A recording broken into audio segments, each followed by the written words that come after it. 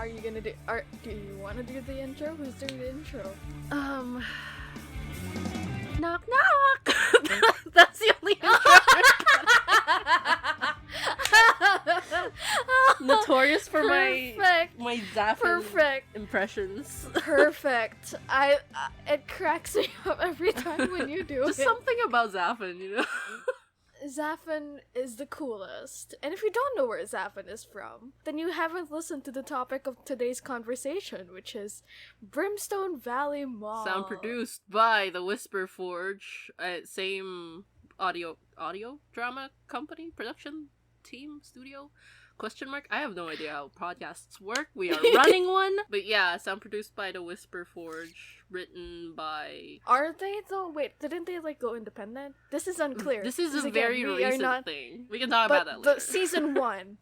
Season 1 was produced by the Whisper Forge, who you may know for making Caravan and Rogue Runners. Honestly, the only podcast fan work I tend to interact with now is BVM, EOS 10, Mabel, Wolf 359, and I think that might be it. Oh, Bright Sessions. I still interact with Bright Sessions. Steering back to BVM, because that brought me to some inklings. BVM is actually being backed and produced by a lot of people who were very integral to the early 2010s podcast cycle, I guess you could say. Audio drama scene. Yeah, the audio drama scene. The Welcome to Night Vale, Wolf 359, the Bright Sessions, Ars Paradoxica, which also features the creator of BVM, Kristen de Mercurio. Yeah. That was the podcast scene that I wasn't really acquainted with. I joined very late, as you may know. No, I was the opposite, where I was aware of all these people because I was into Welcome to Night Vale when I was in high school.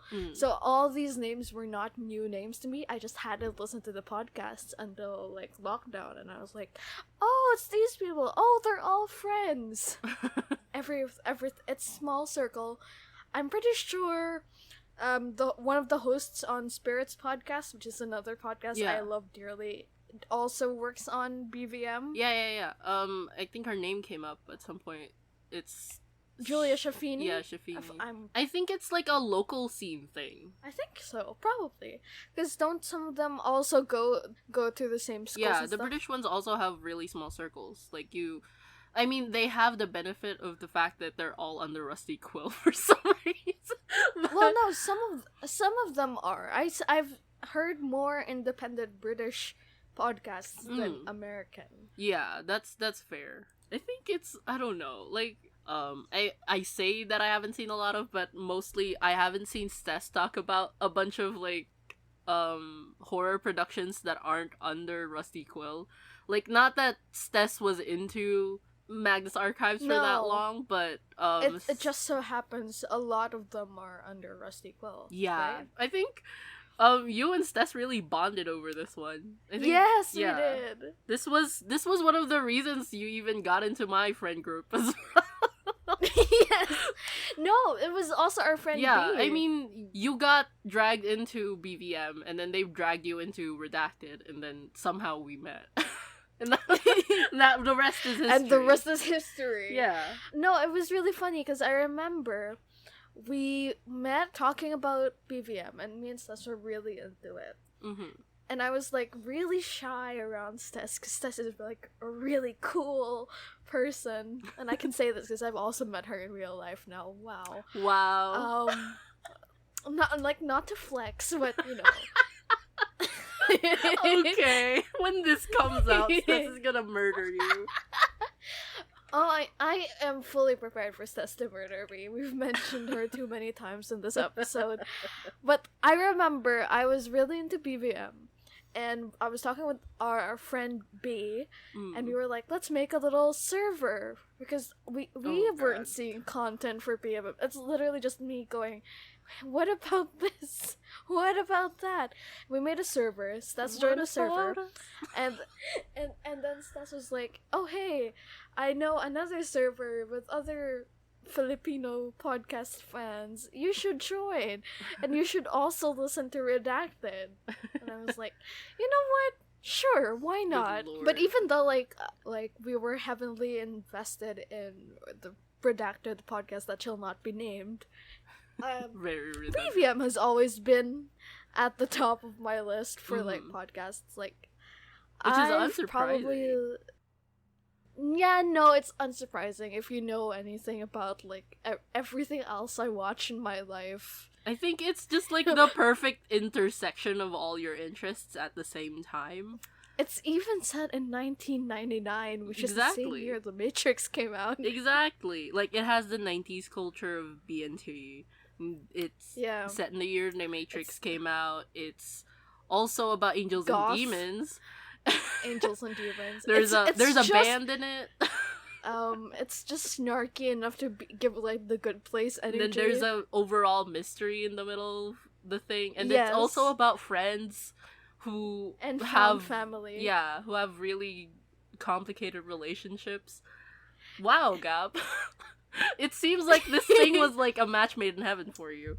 No, but yeah, it was strange because the way I found BPM, because we're obviously going to go into like how you found it, which again is not that different from the other things that I choose to cover, and that I go, SJ. You have to try SJ, this. Listen to me. I'm like a parent giving the child vegetables, going, try it, you might like it. Come on, open the mouth, in comes the airplane. It is so obvious you've never interacted with children before. It's hilarious. Have a free sample. It's literally what's wrong. I got into BVM because I had just gotten into college, and when you're in art school, there's a lot of time when you're drawing, and you're not really talking to people because everyone's focused on their work. And so that's when I got back into audio dramas, because that's when I finished, because I stopped Bright Sessions, and it wasn't done yet. And then I came back to it when it was finished. So I was like, I was listening to Bright Sessions, and I was like, subscribe to this podcast audio drama newsletter that was called the Bellow Collective, where they would like round up different audio dramas that had like come out that month. And I remember seeing like, oh, Brimstone Valley Mall, there's this is interesting. They're demons in a mall. Their lead singer is missing. I'll give this a try. And I was like, oh, I am on board. I am on board. And I think I listened to it when it was coming out, up until the mid-season, and then I stopped. I don't remember why. I think I just got really busy with school. And then I came back start of the lockdown, and I was like, oh, it's done. Let me binge through it again and again and again. It's a fun show. It's such a fun show to listen to. It's also a fun show to act in. I think it's one of the only podcasts my sister has managed to sit through without complaining about me listening to it without headphones on. Oh, wow. Yeah, because when I was still listening to Redacted, she wanted me to get my headphones on because the characters were annoying, which, honestly, so true. But when we were listening to BVM, I guess she picked up on the fact that it's supposed to be nonsensical humor, so she was just like, oh my god, what the fuck is happening? But, like, positive, you know, which is a rare thing. I think there's something about, like, even my sister does not mind BVM as much as she minded the podcast that should not be named, because she was like, again, you're listening to that again? She's like, are you listening to the podcast about the demons in the mall? And I'm like, yes I am. Yes. I think it's really funny in that my parents have gotten used to the fact that I'm just always gonna watch media that somehow has demons in them. I don't even know where my interest picked up on, like, demonology, I guess. Not specifically, just, you know, yeah, I think it was around the time I was into Good Omens, so maybe, like, 2019. So when I started listening to BVM, after you and Stess started making fan art for it, I was just like, okay, let's try this out. And then, like, I binged through it because I was, like, drawing, I think, just for fun, because I like to be busy. So, like, while I was listening to it, I was just like, wow, okay, I get it. Like, I picked up on the little references, the little tweaks that they made, because, you know, usually they're stereotypes and stuff. I really love, that's like a little detail that I really love about the podcast, is the way they changed the names. Yeah. Of, like, the stores that make you go, that's clever. There are just some jokes in there that are so self-indulgent that I know they're not even supposed to be in the final draft, but they're still there because through sheer force of will. And it's I love it. It's the Me Tube. It's the, what is it? The Shalom Depot. Shalom Depot. That one cracked me up for no reason. Good lord. It's so funny. Like, genuinely, the mall announcements are so funny to listen to. The amount of, like, deadpan humor is just very, very funny. And everyone is so good. Yeah. I think this is the thing with, like, all of the media that you like, is that a lot of the humor is just, like, absurdist, but, like, every single actor in the scene plays it so straight. Playing it straight. Yeah, that you just end up, like, thinking, what the fuck is happening? I think that's just a good summary of my personality. Yeah. Sometimes I go through life and I'm like, this is this is ridiculous. I'm still gonna do it, but this is life is absurd and it's funny. Yes, it does. It's also the reason that I'm so fond of The Good Place. It has that vibe. It's like saying the alarming things in the most calm tone possible. This is like when I set my hair on fire in church. That's my attitude through most of my life. You know, like, this might as well happen, you know? This is the cherry on top.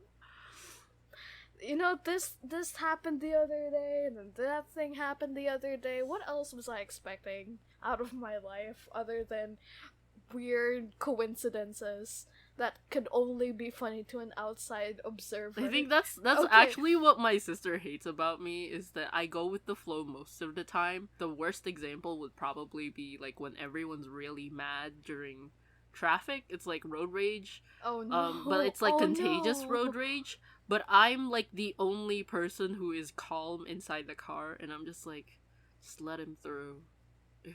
If we try and cause the accident, I don't think he'd be really fond of that. And I don't think you'd be fond of that. And then someone grazes our car, and I'm just like, well, that's a sign that we're using it. It's not a big deal. At least we know we're using our car. Please don't mind the fact that we just got our car scratched. It's fine. And she's just like, I hate the fact that you're so fucking calm about this. I'm like, what else do you want from me? Yeah, that's the key difference of you. You're just calm, and I'm just resigned that this is happening. Going back to the podcast we're supposed to be talking about. We're not sorry about this. It's because we go in different tangents. It's been 30 minutes of tangents, I think. But, like, I think the most fun I've had, well, not maybe the most fun, but one of the best times I've had was during the drunken live read. God. Of Little Sitting Monster Machines. Exactly. With all our Filipino podcast friends. And I was very, very drunk. You know what? I was method acting. Yeah, when you started hiccuping, and then it started for real. Well, to be fair, I did drink like half the bottle of vodka with Yakult and Mountain Dew, so... Oh my god, drink responsibly, I remember... folks. Please drink responsibly. I don't do that a lot. It was literally just... It was a fun script to read while drunk. It was. And everyone did so good. Stess is, I knew I couldn't trust a goth. Memorable. Yes! So good. I think the hard part for me was that I was playing, like, two different sides of the coin. In that you had Ms. Rock. I was doing Ms. Rock's voice and Zaffin's and you were voice. doing Zaffin. And then I was doing the teens, too. And weirdly enough, your Zaffin was just really good. Yeah, it was spot on. I'm kind of terrified. I'm not gonna lie. Which is so funny because you could not be further from Zaffin. I mean, we were both into the Babysitter's Game. That's true. I'm surprised we've gotten 39 minutes in and I have not mentioned Trent. It's fine. We can keep going without mentioning Trent. But I love Trent. I know. I love that guy. I love that little Hot Topic guy. It's sad that I'm saying this knowing that I'm gonna get tagged as a Miss Rockin for saying, please, let's just continue not talking about Trent, the guy from Hot Topic. I want to talk about Trent. But he's so nice. Okay, Azarize. It's really strange that you got really attached to Miss Rock, and somehow, when I'm talking to different people, I either get assigned as Marias, Belzegor, or Trent, depending on the day. It's because it's your purview. You are in the middle of that Venn diagram. Do you understand? Yeah. The Father, Son, and Holy Spirit, but it's the slut, the bisexual, and the fucking himbo. That's it. Okay, that's such a call out. Slut in theory, not in practice. I think we've already established this from the Mamma Mia episode. It's fine. That's true. So, one of the things, besides every other thing I've mentioned about why I love Brimstone Valley Mall, is how big the relationships of friendships are in this show. Like, yes, there is a romance between Asmo and Trent, but it's not like the central story arc. The central story arc of the show is really like these weird demon guys just trying to figure out Earth and how they fit into Earth. And maybe they actually like Earth? Slowly realizing they're actually human sympathizers. Yes. But they think it's cringe to be human sympathizers. At the mall, rats, you can be cringe. And you are free. That's why they're goths, not punk. Because if they were punk, true. They'd be embracing the cringe. That's true. That's the difference. That's very true. So I think categorically, the teens are actually punk, not goth. They can be both. I think they can...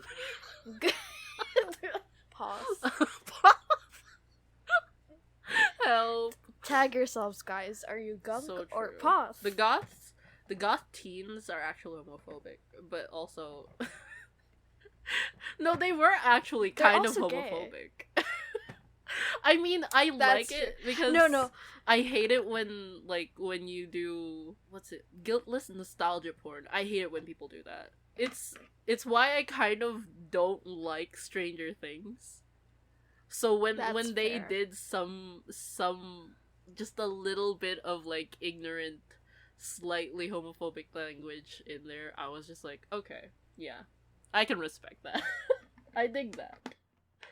I do love the Charmed reference to like the one who has no bra. I'm not wearing a bra and I'm not a lesbian. Okay. Are you? Maybe, I don't know. You never know. They're teens. They're figuring life out. No straight person would want to be a demon. No. That's just not heterosexual activity. I say this, and now I hate that when I think about demons because of what I've been watching recently. I'm like, I'm not gonna say it. I know.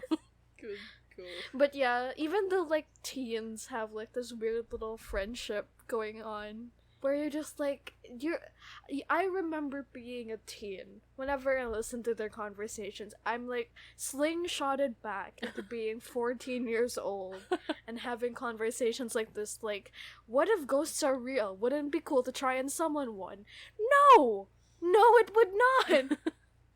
I think Don't do that. The funny one about that is like trainee just full on bringing a knife. It was just like, I just want to meet a demon. Oh my gosh, let's just do it. She is prepared. She's committed. Down bad. She's committed. She's committed to being goth. It's very goth to have a giant knife. But that's another thing that reminds me of Good Omens, because you've got like the slightly more adult group of otherworldly beings, and then you've got the human teens. the actual children that are involved in this. The actual children that have somehow summoned eldritch horrors. Oh man, I don't remember who was doing that impression of Kronk in that one episode. Oh my god. It was the same. I know what you're talking about. I'm just the Kronk impression was so spot on. It was actually terrifying. Look it up. But genuinely, one of my two of my favorite relationships that come about in the show is between Belzegor. Well, not come about, but develop throughout the shows. Belzegor and Miss Rock, and also Trainee and Miss Rock. So true. Also Asmo and Miss Rock. So Miss Rock is kind of in the center, but they don't know it. Yeah. They're in the state of no one likes me. But in reality, ilag. You're just Oh, am I calling you out? It's my turn? Yes! ilag. But in reality, it's just that they're grumpy, but everyone likes their company. Mm-hmm. You're being very quiet right now. I'm trying to look up what the cast list was on that episode because it's disturbing me now. But yeah, the relationship between Trainee and Miss Rock, where it's begrudging respect and I don't want you to die or leave. I think the fun little bit of foreshadowing in all of this, I guess, is the fact that everyone knows that Y2K was just a scare and never actually happened. So throughout this entire series, as a listener, you're kind of aware that whatever the demons are planning at Y2K, New Year's Eve to New Year's morning, nothing actually will happen. And when you realize that, you just go, okay, so what the fuck is about to happen now? And I love, I guess... And that's, I assume, where they're going with season 2. Yeah, I think what I don't like with fans just wholesale comparing this to Good Omens is that they usually say it in the way that they mean Aziraphale and Crowley, and not even the fact that everything that happens in the show is in one way or another the reason that it's happening is because someone fucked up along the way. And no one actually knows what they're doing, and everyone keeps saying that it's all happening for a reason, but it's really not. It's ineffable. Yeah. They keep saying it's God moving in mysterious ways. It's the great plan. Yeah. It's the ineffable plan. In the podcast, at the very least, they think that Hornbloss is actually making actions towards, meeting up with them. Yeah. When really it's just a group of teens stealing his identity. Yep. And running off to hell. They were so excited because they're it's happening, guys. Hornbloss is gonna meet us for the concert. And then they get there and they're we assumed, and the teens are we just assumed Hornbloss's identity. I think the funniest thing with that scene is just Zaffin dragging Trainee towards the stage. Just full on carrying her. And we know Zaffin has gigantic arms. She literally is the female himbo. It's not even the bimbo, because bimbo's, the himbo. Yeah, she's literally a female the himbo. What's what I really like about their whole thing of you can't even really say that they're found family, because the entire time they're not really aware that it's happening at all. And no one's making a conscious effort of keeping them all together. At some point they're just sticking together. Yeah. And what I really liked about that is that of all of them, I think Asmarias is the least attached to her as much as he is the person who kind of like is around. Yeah, he's the only person who actually respects her as a person, like her agency. Of all of them, I think Belzegor and like Mizrock didn't even think they were gonna get attached to her until, you know, she was like weirdly she really vulnerable. liked Mizrock's cooking. Yeah, she was really vulnerable towards them, and they were like, oh, wow, it's been years of me repressing my own emotions, and now someone is being open with me? This is scary. This is disgusting. And that's also why Mizrock and Belzegor are friends. They're peas in the same pot. Literally. And that's why when Mizrock at the end was just like, you know, Belzegor, you're my best friend. She's like, okay. Oh god, I love that. Awkwardly puts the headphones back on. But I guess it is kind of a deliberate thing. I don't know what's gonna happen in season 2, but I do know that like getting Zafin involved was like a big thing in making sure every single person in that band was just like developing past their weirdness. Because you see them in episode 1, and they're kind of stereotypes. Like Mizrock, they're the grumpy one. Yeah. Asmo is this lust demon. Mm-hmm. Belzegor is kind of like this cool girl. And then as like the show develops, you like see Bells get so like enthusiastic about her inventions. She's and like slowly you realize she's actually really just some guy. Nerd. Yeah. Also kind of a nerd. Yeah. Like she's read all the babysitters again. She's actually, of all of them, she's actually the most emotionally, like, with her that's it's an Asianism. she's very closed off with the people she's very close to, but to other people she just like empathizes very quickly. Except for Zafin. Ilag. Because there's that scene where, you know, like that one person in Gadget Hut was just like trying to buy a cell phone, and she was just like, do you want your mom to keep calling you every day? Yeah. And it's like, of the other demons, she's literally the only person who actually connects to them emotionally. To people, and she hates having to admit that cringe part of her of like being a human sympathizer, when in reality she literally is. She's literally making inventions for humans. Yeah, we haven't talked that much about Asmarias. Asmarias. You know what?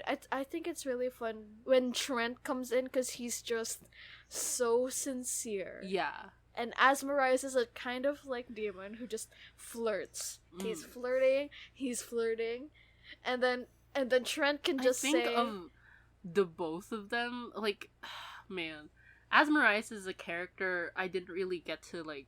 I'm assuming they're gonna do it in the second season, because them like I hope so. Asmo and Safin didn't really get much of like too much limelight. I guess you could say they had more of like the training montage. Yeah, and they're competitive with one another. I mean, I say they don't really get much of the limelight, but like Zafin was kind of in the middle of the things. Like she was in the thick of it because she's supposed to be quote unquote Hornblast as a replacement, but she can't replace another person. Asmarias as a person in this band kind of just like hangs back the entire time, even though you'd expect from a lust demon at the very least he'd be the most sociable, and he kind of is. Like he knows everyone, he has history with every single one of them. It's because he's the one who's the most afraid of emotional vulnerability. Yeah, and it's interesting that you say that he hasn't spent as much time with Zafin.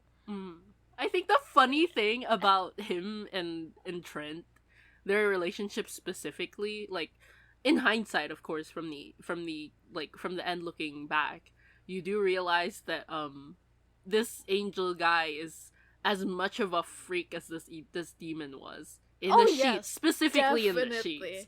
And he comes off definitely. Yeah, and this is like the guy who wears 3 polo shirts when he's having a good day. I love him. It's not even that him and Trent are like opposites. It's that they're foils as characters. It's not. Yeah. It's not just that. I think it's the way that they're just weird enough that they get each other's weird.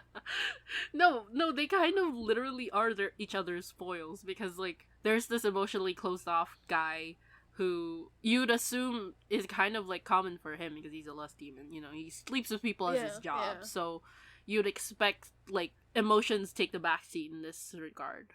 And then you have Trent, who is just so earnest. Yeah, he matches the horny level, but like at the same time, this guy is just incredibly sincere with him. So it's like it's not even the fact that you would expect that Trent would fall for anyone who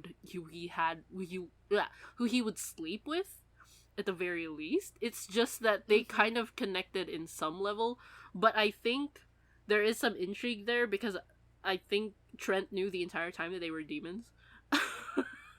So that's true. Yeah. I think he's like one of those baby angels. Yeah, he's new to his post on Earth, like Zaphon is. I think so, yeah. But I think because he's so new to it that he thinks everyone kind of just already knows from the get-go. Like, it's fairly obvious. He's one of those guys who is out, but it's not like he thinks it's an open secret, and then someone goes and assumes that he's straight, and he realizes, oh, I never came out to you. It's that Tumblr post that's like, why do I have to come out? If you're still thinking I'm straight, that's on you. Exactly. Well, not as confrontational as that, but like, you know, yes. He's just that kind of guy. Like, who wears 3 fucking polo shirts?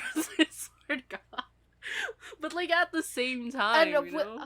Which was my theory about the 3 polo shirts. I was like, is he like compressing his wings? Is that why there's 3? Yeah. He doesn't know how to...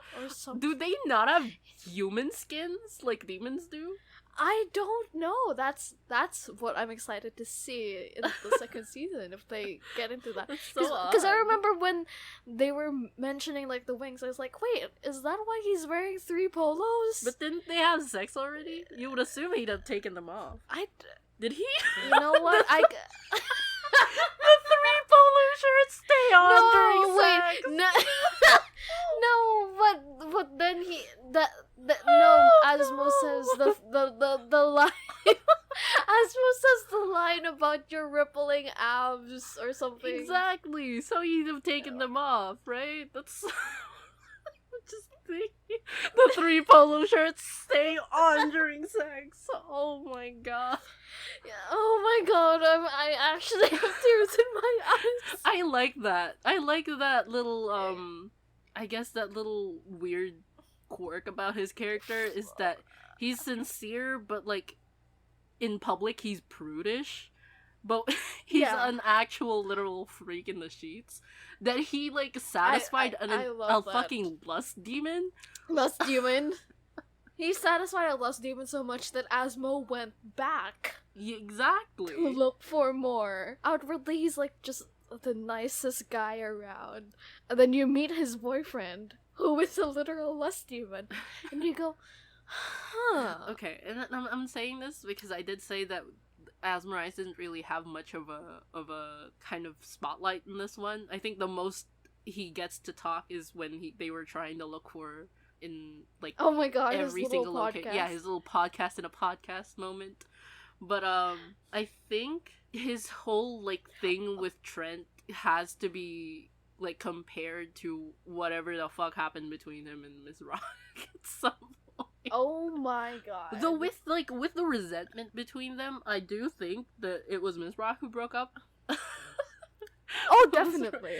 That's my theory as well. Specifically, I think, and this is where the weird like contentions start growing, like popping up, because it does seem like Asmarize was willing to keep it going. Yeah, because he's the one who shows up naked under the apron. Yeah, and so he's not really afraid of commitment. This is a guy who is a lust demon. I don't think he's afraid of commitment. Vulnerability wise, Miss Rock is a lot more repressed. So I don't think it's that either. So So why? There's something What there. the fuck is happening? Well, we'll see. We'll see. We don't know if it'll be in the second season. I want to put or it under a microscope. That, but I want to put it under a microscope so bad. I need a scene where it's Trent, Miss Rock, and Asmo. Oh, terrifying. I think If it's only fine for the within the next awkwardness. season. I think it'll be fine within the next season because like the only reason Ms. Rock even started being a little snarky with Asmarias in the last season was specifically because he had like his insecurities. You know when he goes off about the conquest that he has, then they just go, okay, I don't want to hear about this. And like the only reason I would understand for them to be like that is just because they don't like it when they're being compared with other people, you know? Ooh. Which is, you know, Ooh. the whole thing with Hornbloss and Miss Rock. Hornbloss and Miss Rock. Yeah. To the point where like Ooh, his resentments mostly just involve going into like, I can't be that for you. And that's the conversation that Asmo and Miss Rock have on the bus. Like, we don't need you to be Hornbloss. The thing is, and that's why he's in customer service. You get it? You know, he's yes. Yeah. They Oh my god. Yeah, there's a part of their like personality that just really wants to serve.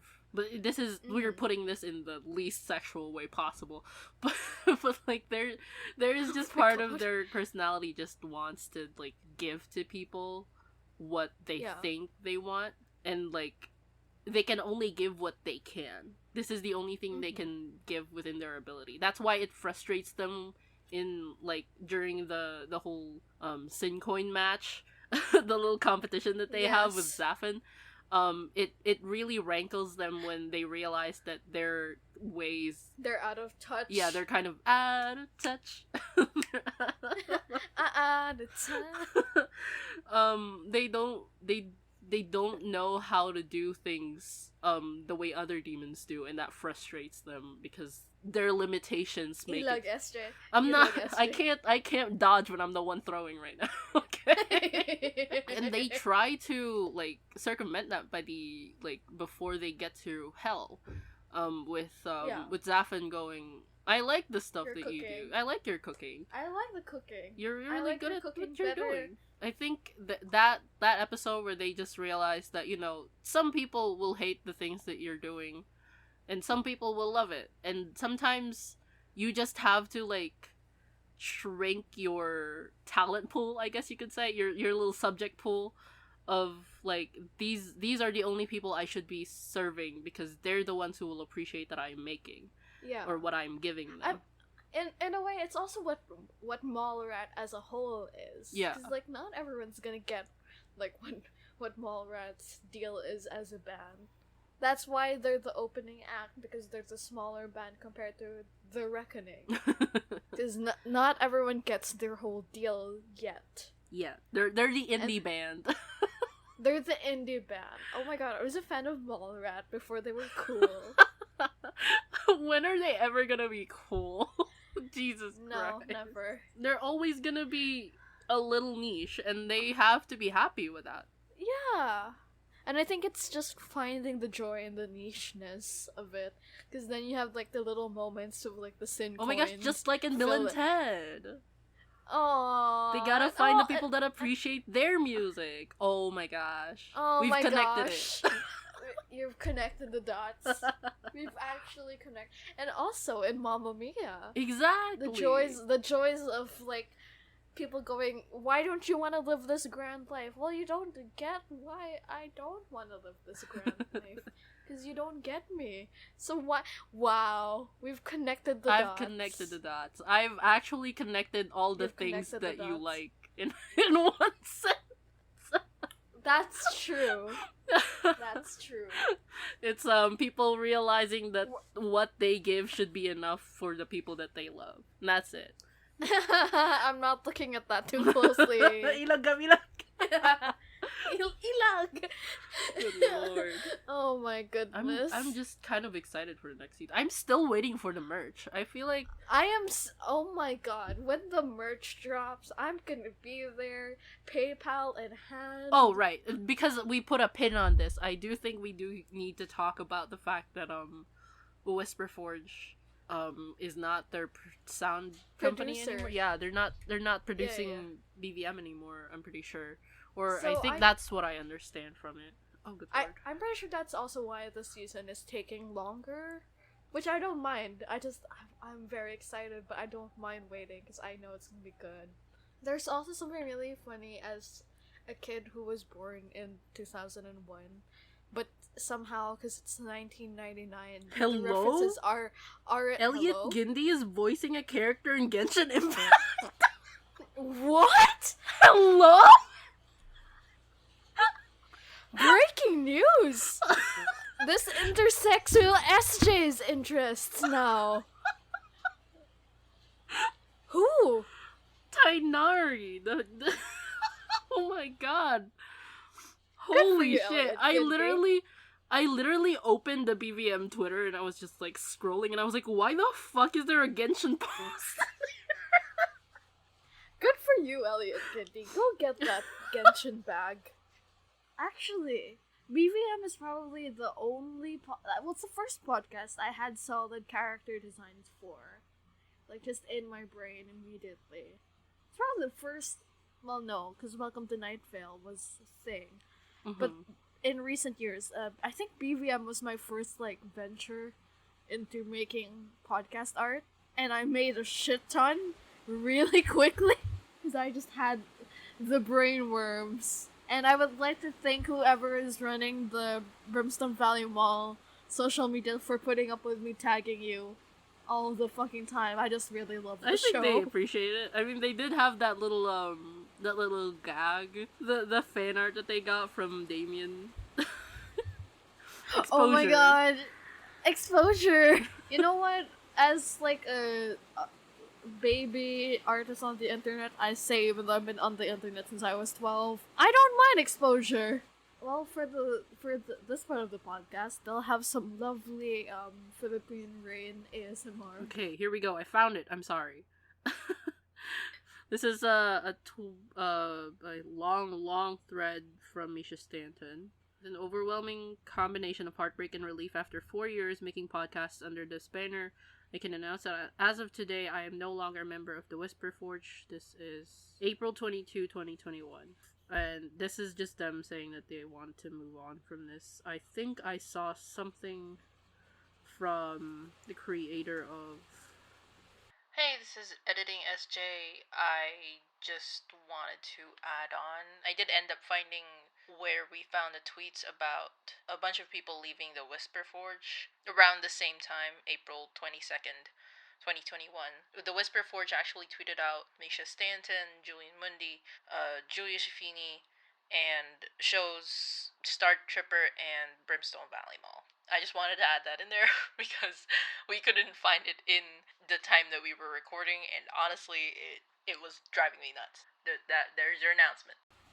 But yeah, the shouted love or like confession, I think about it all the time because the way that Marcus Wolf Roberts acted that, just like the emotional vulnerability in his voice, I was like, damn, okay. Really getting emotional over some waveform. I think that's all audio dramas at this point. Yeah, that's very true. I think it just speaks to the power of audio drama, the way it's such like an interesting medium to tell stories in, and how like overly emotional you can get when you're just like hearing someone's voice. I think this is just a me thing. I like not a lot of Trentmo, I guess is that their chip name? I don't remember. Not a lot of Trasmo. There we go. Trasmo. Not a lot of their ship actually resonated with me. Yes, I don't know. Trasmo. Maybe it's just man, I don't even know. I just didn't kind of like I'm it's the arrow in me, I think. I see. I'm not. That's very fair. I don't understand the infatuation at first sight, and then like it's suddenly spiraling into, oh no, I'm suddenly attached. I guess if they explore it within the next season from Trent's side, I would understand it more. But right now, I am hoping they do more Hornbloss in the next season, since yes, Hornbloss is kind of just like about Hornbloss. Hornbloss is kind of like the god in this in this season. Hornbloss has become Catholic. No, it's just like, you know how in Good Omens they all mention God, but God is never a character in there. Yeah. Until like unless it's like in passing as a joke, which also happens in this. You know, he just feels like at some point he could become some like Deus Ex Machina character, which I'm kind of scared of. Deus Ex Hornbloss. Hornbloss Ex Machina, technically, but yeah. Oh, that's true. I'm really looking forward to hearing about Hornbloss on Hornbloss's terms. Yeah, because we've only seen him via the little recordings that Bells has and the voicemail. Because the way they talk about him, and it's interesting that it's interesting that he's the one who greets you at the start of the theme song. The way they talk about him in the entire season kind of just feels a little posthumous, you know? It just feels like he's already dead and they're just like trying to get over the whole thing and like working around like the slot that is empty in the middle of their entire like band. So it feels he's the hole in the middle of the CD. Oh, younger generations will never understand. I think that's what makes him interesting, and I keep thinking whenever I re-listen to the season, that last voicemail he leaves is so like uncertain in tone. A lot of the theories surrounding it is just, you know, people thinking that maybe he ascended, which is, can you do that if you're already a demon in this world? Is a question. Because that's okay. And this is where I go into my Good Omens thing. Wouldn't that be like a reverse Lucifer? Kind of. Well, no. Think about it, right? This is the demonology. This is how I got into way too into Good Omens, is the whole like the demonology bit, is that the reason the demons revolted I guess in heaven is just because that God favored humans more than they that's how I was about to say something very embarrassing, and I'm stopping myself. Yeah. And you know this because you watch Supernatural, so you understand the whole dynamic of like demons having some kind of envy towards humans and kind of just like hating them on principle and making sure that they don't attain heaven through easy means. They're making it so getting to heaven is like an uphill battle, basically. The road to hell is paved with good. Up that hill. Yeah. I swear to God. Hey, you know what? Before Stranger Things like put Kate Bush ever there, I just really love that song, so I'm not gonna apologize for bringing it up. I love that song, and I just hate that it's everywhere now. Right. This is what was the theory about Hornbloss? Yeah, the theory was about Hornbloss ascending, specifically because there are angels in the back room of Hot Topic, and his replacement in the Hot Topic is an angel. So everyone's just like, oh, he's colluding with the angels. The guy who's supposed to summon all the demons in one place is colluding with the angels, and the only reason they would have for that is, you know, especially considering the reputation of, well, the history of Malrat is just literally every single one of them is a closeted human sympathizer. So, like, all five of them really kind of have a capacity within them of like getting to ascend, which I do hate good lord, the rain is just going down. I know. Oh my god. But yeah, I do hate the moralistic idea of that, like, all of them going to ascend. I love the fact that they're all demons, but, like, inherently... Are they, though? Inherently, all angels and demons things are kind of a little too Christian to not, like, relate it to morals at that point. But yeah. Yeah. I mean, they're literally called sin coins. Exactly. And, like, I get that hell being equated to, like, bureaucracy is kind of an angle that they can take, I guess. There's a little bit of capitalism involved in there because it's 90s. You gotta earn 90s America. Your way as well.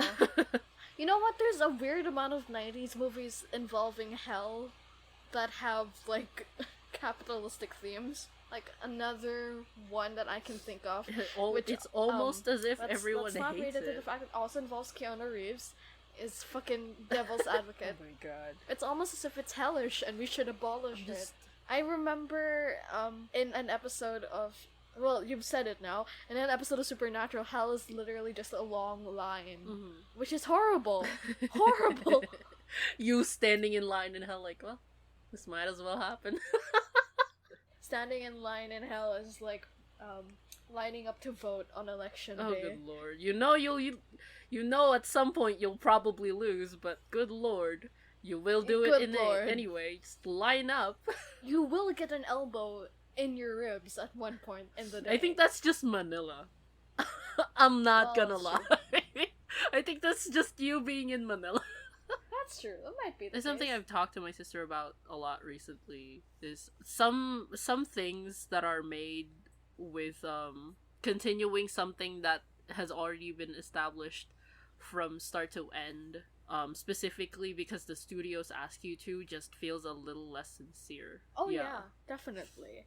It's what happened with Star Wars, like the new trilogy. It's why the new trilogy is just horrible. For studio profit. That's my issue with getting excited for Marvel things right now, because it's just, there's something about like the recent Marvel projects that there's not as much like heart.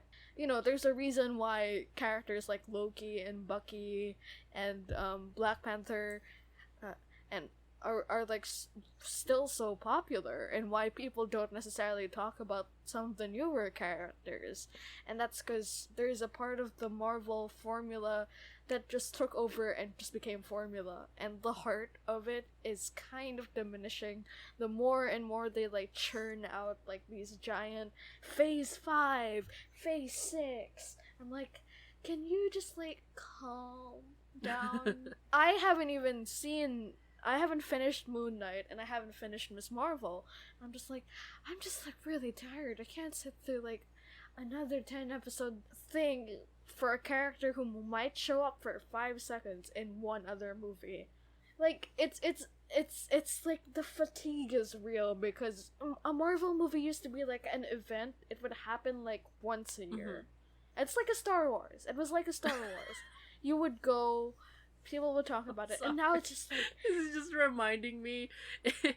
this is starting to sound like, Manny Pacquiao matches, like, once a year. It would happen, like... Oh my god. In the middle of May. I remember this specifically... It's a Sunday. Yeah. It's a Sunday. All the roads are clear. Yeah. Everyone is watching. You go to the parking. You park in the parking lot. All the drivers, all the manongs are watching in the driver's lounge. Yeah. Every single, like, public TV is turned into the Manny Pacquiao boxing match. Exactly. And then like the match is over. There's and then posters. Someone looks it up on YouTube, and it's still going on YouTube.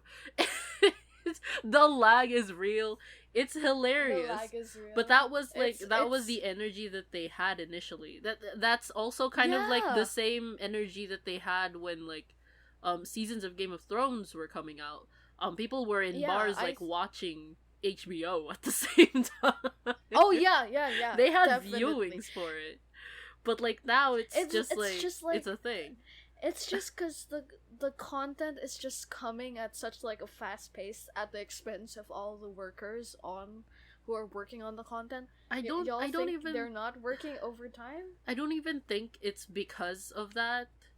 I mean, okay, you'd watch maybe like a few Marvel movies, they have some teasers at the end, but like the thing with those movies when they were still events and not even just like, something that you just watch when you turn on the TV.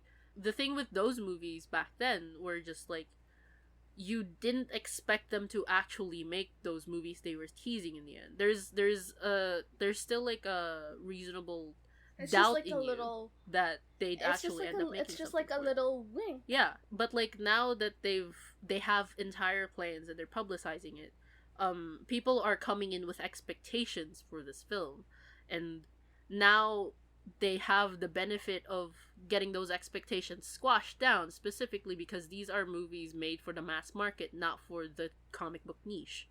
And actually that's the thing that interests me with like more general indie productions is I guess it's because like indie productions have the heart and they understand that the efforts that were put into these productions weren't actually guaranteed to begin with, and the fact that it was made at all was kind of like its own miracle. Yeah, it's its own miracle. Yeah. And the fact that it went from start to end, that they actually got to the end of these projects, it's amazing. And you got a really good story out of it. And that's a good thing for indie productions. But when you're backed by an entire fucking conglomerate and they keep forcing you to make more of it, even though there's nothing more you can milk out of that's when it starts lagging behind. That's Philippine television. That's ang probinsyano. That's ang probinsyano. It's ending. It's ending. Wait. Yes. My dad was talking about it at dinner, I think last night or something, and he was like, "Did you know ang probinsyano's ending?" Oh my god, finally. So is there anything else we have to say on the topic of Brimstone Valley Mall? I don't know why we're so surprised when we're recording while I'm sick and you're kind of like trying to take a break from your hellish schedule. Yes. Season 2 come out when? Please announce soon. Season 2 come out when? Also hire Steph. Hire Gab for merch. We need it. Oh my god. We need it. It will not detract from our episodes. This is a once a month. I did remember. That's one of the only cliffhangers I was truly stressed out about was at the end of Y2K. And I was like, wait! As always, Gab hates cliffhangers. I hate them. I want to know. I was like, wait, fuck.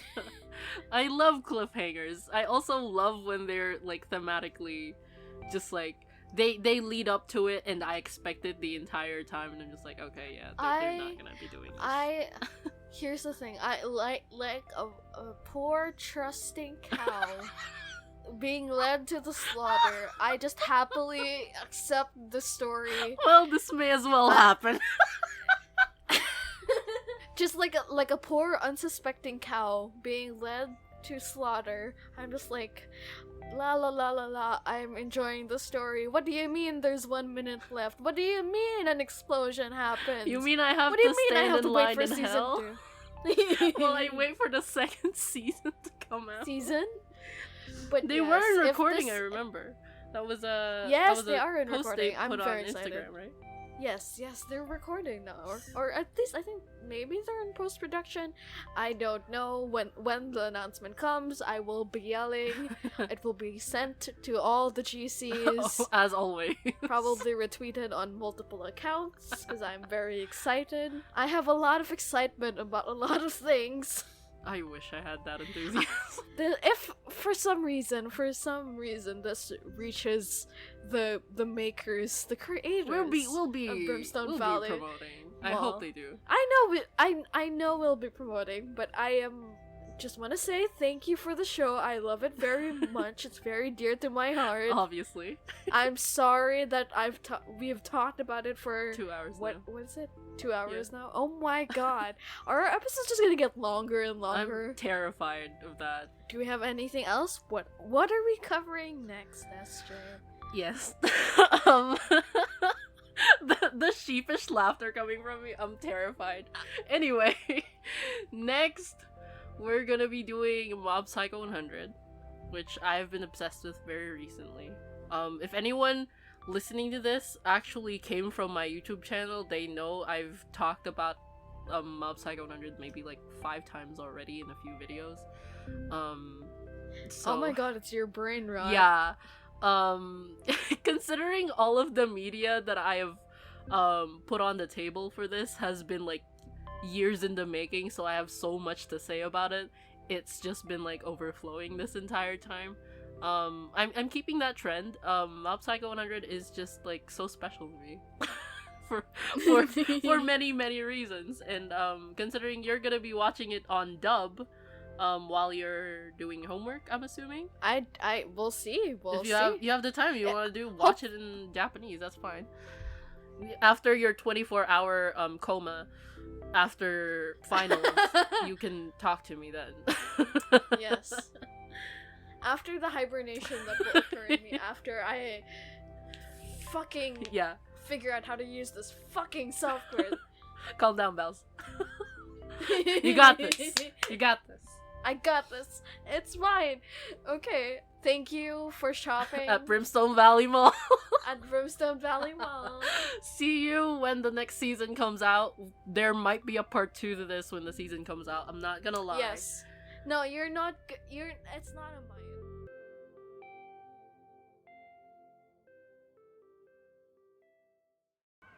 What you just heard was a talk from the Secret Treehouse.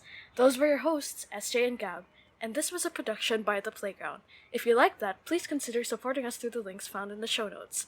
If you support us for as low as $6 in coffee, you can get the whole uncut version of this episode. And if you want your name at the end of the episode, like at this moment here, you can support us for $10. Thank you so much for listening, and we hope we get to hang out again.